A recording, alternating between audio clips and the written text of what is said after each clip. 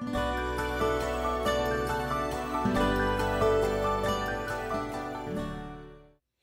Read Through the Word.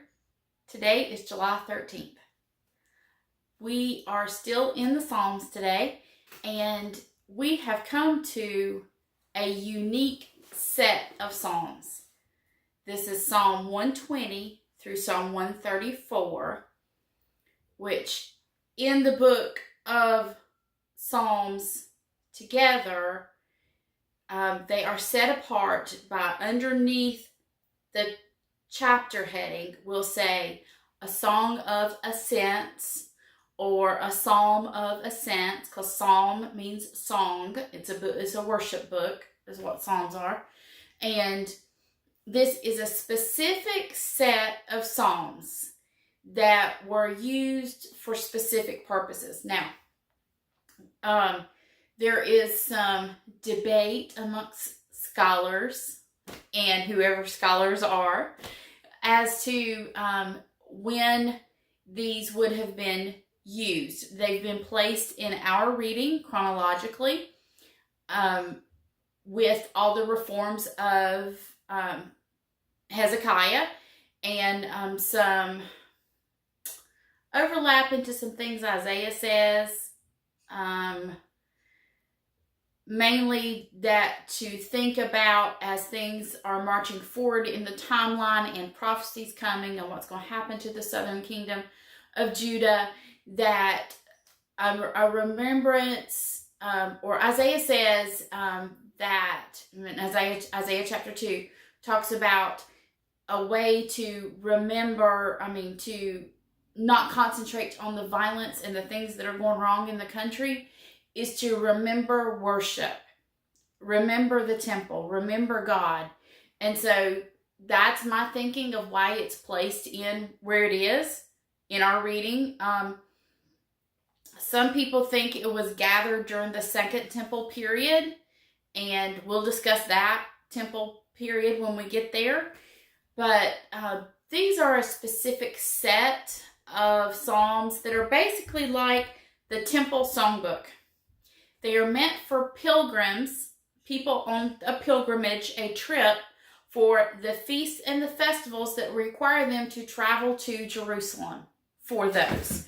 So these would have been used during those times. There is, I know Wendy and I both discussed this. We did a Bible study years ago and that Beth Moore had done called the song, Stepping Up. It was on the songs of ascent, these specific psalms.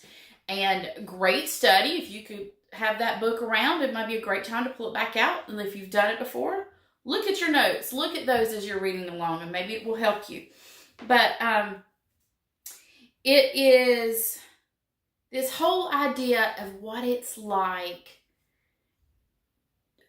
for these people to be traveling into Jerusalem for worship.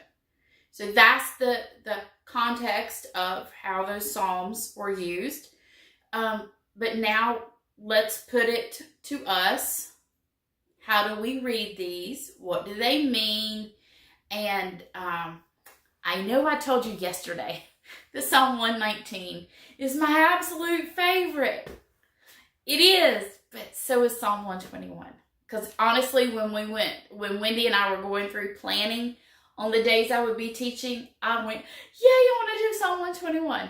So, but I also said that about Psalm 120, about Psalm 119, and there's a couple of others that are coming up that I specifically said I want to teach that day. I want to teach those. And so, as we're looking, Psalm 121 is my psalm. Maybe Psalm 23 is that for you, but Psalm 121 is that for me. But I will tell you, as much as I love this psalm, I noticed something this time that I've never noticed before, and that I think it is because of the New Living Translation. And I love this. I looked at, so when you look at your notes, you'll see the old and the new.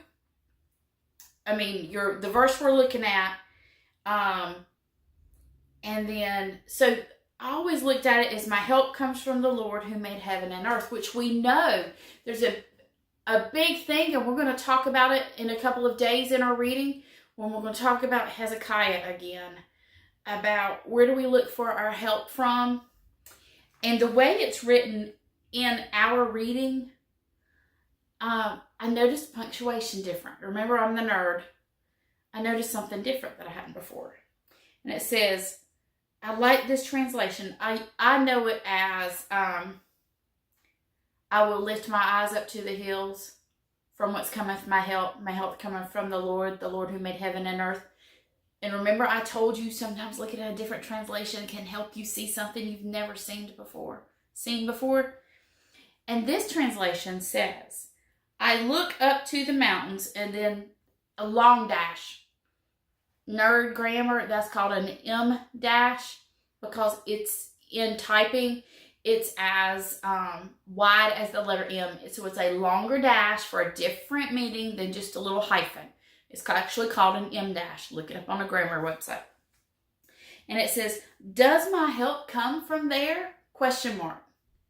I've always looked at it as you looked up at the mountains and says, you know, like you're looking up and there comes my help. But it's asking you to look at the mountains and say, those mountains are so big and so majestic. Does your help come from those?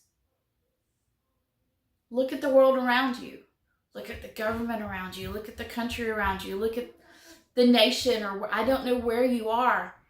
But everything seems so big and so powerful, and you look to those, and there comes does your help come from there? No. Then the next verse says, my help comes from the Lord, the maker of heaven and earth. And it goes through, beautiful. I'm going to read it. It says, my help comes from the Lord who made heaven and earth. He will not let you stumble. The one who watches over you will not slumber. Indeed, he who watches over Israel never slumbers or sleeps. The Lord himself watches over you. The Lord stands beside you as your protective shade. The sun will not harm you by day, nor the moon at night. The Lord keeps you from all harm and watches over your life. The Lord keeps watch over you as you come and go, both now and forever. Okay, a couple of things to look at right there. The whole idea of keep. You hear keep. It's the same word as watch. It's the same word as preserve. It's actually the same word from Genesis 2, when Adam and Eve were placed to put in the garden to keep and tend. It's the same Hebrew word. That right there. So the Lord is the keeper. He keeps us. But it tells us a lot about slumber and sleep. A lot of that has to do with travel. But then I think another thing we're seeing is the actual covenantal blessings of God. And what does that require? It requires submission to the kingdom of God. I mean, that's what all of this is talking about. The umbrella of protection of God. My pastor always says it this way. We want the covenantal blessings of God, but we do not want the covenantal obedience to God. Because if we step out of obedience to God, we remove ourselves from his umbrella and we lose the covenant blessings. But these are talking about the covenant blessings of God that come from submission to his kingdom. And it reminds us that nothing in this world is bigger than he is. He is my help. It's so personal. Mine. He's yours too. A friend of mine used to say, this is the thing about God. I'm his favorite. But so are you. That's the way his love works. He is my help. And he's yours too. I have a song for you to listen to today too. So, I'll see you next time on Read Through the Word.